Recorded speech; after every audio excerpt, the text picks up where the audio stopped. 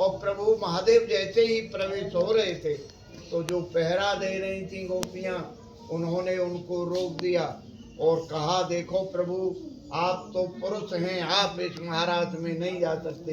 प्रभु इस महाराज में सभी गोपियां जनानी हैं, पुरुष अकेले प्रभु श्याम सुंदर हैं, दूसरा पुरुष इस महाराज में नहीं जा सकता। महादेव जी बहुत निराश हुए और निराश होकर बोले, अरे गोपियों, मैं तो कैलाश से आया हूँ अपने प्रभु का दर्शन पाने के लिए, आप लोग मुझे कोई उपाय बताइए जिससे मैं भी प्रभु का दर्शन कर सकूं। गोपियां बोली, प्रभु बहुत आसान उपाय है, यहाँ पास में यमुना जी बह रही हैं, आप वहाँ जाइए, यमुना जी में स्नान करिए और यमुना जी से प्रार्थना करिए कि हे यमुने मेरा गोपी रूप हो जाए।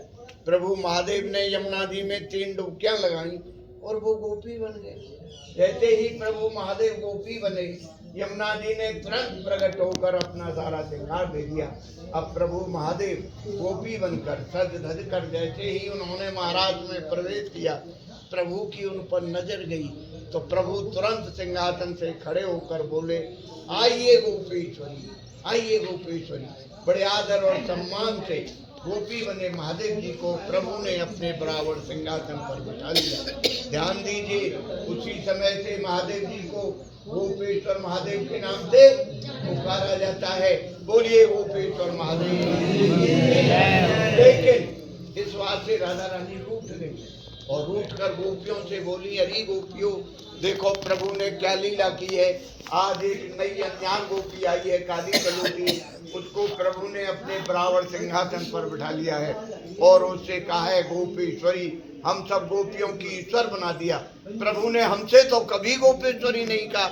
इसी बात पर राधा रानी रूठ कर नंगे पैर पैदल धीरे धीरे चलते चलते यहाँ आकर बैठ गई।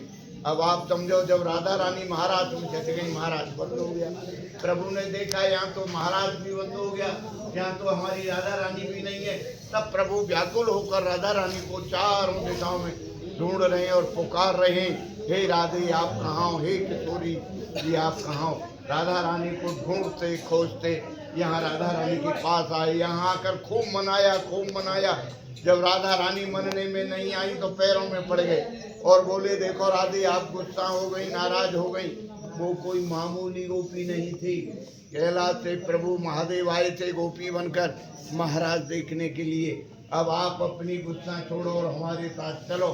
राधा रानी बोली, प्रभु अब मैं कैसे चलूं, मैं महाराज में से नंगे पैर पैदल चल कर आई हूँ, प्रभु मेरे पैरों में छाले हैं, मैं नहीं चल सकती। तब प्रभु बोले, आपके पैरों में छाले हैं तो आप कंधे पे बैठो। जैसे ही राधा रानी कंधे पे बैठने को होती हैं, प्रभु अंतर्ध्यान हो जाते। तब राधा रानी खूब रोती हैं, मेरे श्याम कहाँ गए, मेरे कन्हैया कहाँ गए।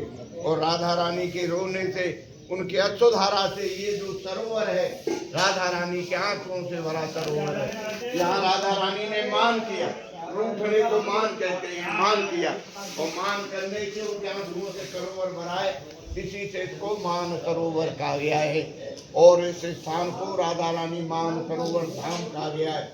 यहाँ प्रभु अपनी बंसी और मुकुट राधा रानी के पास छोड़कर यहाँ से प्रभु द्वारका चले गए। द्वारका में आपको बंसी और मुकुट का दर्शन नहीं होगा, वहाँ आपको सुदर्शन चक्र का दर्शन होगा।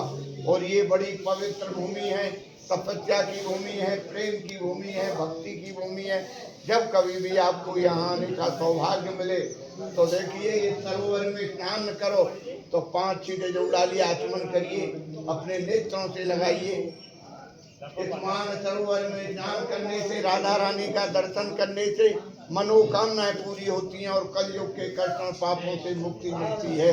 बोलिए जय जय। देखिए पंडा जी की जय। यहाँ से आप थोड़ा ऐसे चलोगे तो 2 पाइप लगे हैं, सीढ़ियाँ हैं।